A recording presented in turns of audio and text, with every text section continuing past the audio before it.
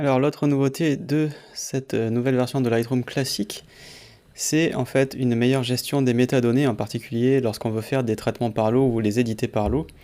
Donc déjà dans le panneau métadonnées ici, sur la droite, hop, quand je descends, je vois un bouton personnalisé qui me permet de choisir précisément en fait les métadonnées à afficher. Donc il y en a vraiment un paquet, en plus c'est un peu le fort de Lightroom, c'est de pouvoir synchroniser plein de trucs, en particulier différents groupes de métadonnées différents. On pense par exemple à IPTC, mais il n'y a pas que ça. Donc là j'ai ceux par défaut, mais je peux voilà, choisir différentes familles, et on peut parmi tout ça choisir ce qu'on veut afficher ou pas en cliquant sur personnaliser. Donc c'est vraiment très très cool. Dans le même ordre d'idées et parmi les nouveautés, en fait quand on classe les métadonnées là-haut, dans le filtre de bibliothèque, et qu'on veut avoir un accès par date, on va pouvoir le faire en fait par année, par mois et par jour, et y compris d'ailleurs si on veut en le faisant sur chaque colonne, mettant par exemple la date ici, en mettant ensuite le mois, ensuite le jour. Donc par exemple je vais prendre 2020 et je vais pouvoir voir les différents mois, les différents jours. Ici j'en ai pas des tonnes puisque c'est des photos qui sont issues d'un même voyage, donc forcément c'est sur une période concentrée, il y a juste quelques photos qui ont été prises à Londres et tout le reste dans un voyage en Bretagne, donc forcément ici vous avez que 2 mois. Mais si vous avez un catalogue, un super gros catalogue, ce qui est normalement ce qu'il faut faire dans Lightroom, hein, il ne faut pas avoir plusieurs catalogues, le principe même de Lightroom c'est d'avoir un système basé sur un catalogue unique, bah, du coup c'est vraiment hyper pratique de pouvoir classer par date comme ça. Alors on a parlé des métadonnées qui sont améliorées.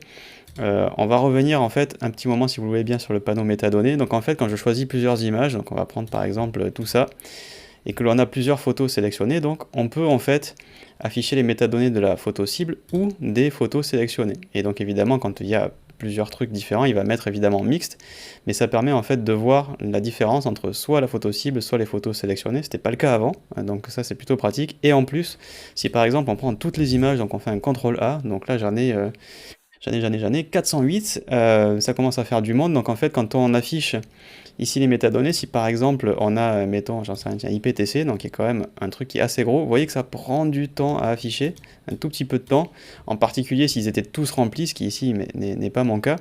Et donc vous pouvez vous mettre en mode édition seulement, ce qui fait qu'en fait, au lieu d'afficher les métadonnées présentes, ça n'affiche que les champs modifiables. Ça veut dire en gros, si vous êtes dans un processus d'entrée des métadonnées ou de les modifier sans que vous voulez vous soucier de ce qui existe déjà, bah, au lieu de perdre du temps à les afficher, puisque de toute façon vous allez les réécrire, bah, ça n'affiche que la modification. Donc tout ce qui est déjà là, ça ne vous l'affiche pas, c'est juste pour entrer des métadonnées. Donc ça c'est vrai que c'est vraiment super pratique. Autre truc, et toujours dans les métadonnées, quand on va dans Fichier et que dans Édition pardon, et qu'on va dans les paramètres du catalogue, hop, on a évidemment métadonnées et on a écrire automatiquement les modifications au format XMP. Donc ce truc il est super pratique. Pourquoi? Parce que ça permet d'écrire tout ce qu'on fait en gestion de métadonnées en développement dans des fichiers annexes qui peuvent être lus par d'autres applications. Donc par exemple, quand on va dans Bridge et qu'on ouvre une image qui a été modifiée dans Lightroom, ben, on peut par exemple l'ouvrir avec Camera Raw et retrouver exactement les réglages qui ont été faits dans Lightroom. Si vous ne faites pas ça, ce qui se passe, c'est que bah, du coup, les réglages ne sont compris que dans le catalogue Lightroom. Alors déjà, si vous paumez votre catalogue Lightroom, ou s'il est corrompu, ou s'il y a un problème de disque, vous perdez tout ce que vous avez fait. Alors que si vous activez la synchronisation au format XMP, il suffit de réimporter les fichiers dans un nouveau catalogue Lightroom, et Lightroom va pouvoir reconstruire en fait tout ce que vous aviez rentré auparavant, comme métadonnées, mais aussi comme développement. Donc ça, c'est pas une nouveauté hein, de Lightroom version 11, version 2022.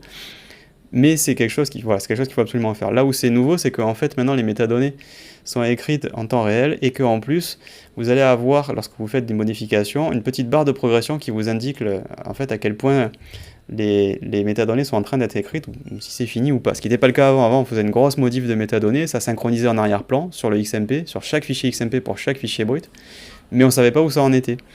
Donc là, j'en ai 408, je vais mettre créateur Julien Ponce, et je vais cliquer sur Entrée, et je vais appliquer aux éléments sélectionnés, et j'ai évidemment une première barre ici qui s'affiche, et je ne sais pas s'il va l'afficher parce que ça va quand même assez vite, mais j'ai les métadonnées XMP qui vont se synchroniser. Donc je vais prendre par exemple un clic droit, on va faire afficher dans l'explorateur, là ça travaille sur un SSD, donc ça va aller, voilà, NVMe, donc ça va très très très vite.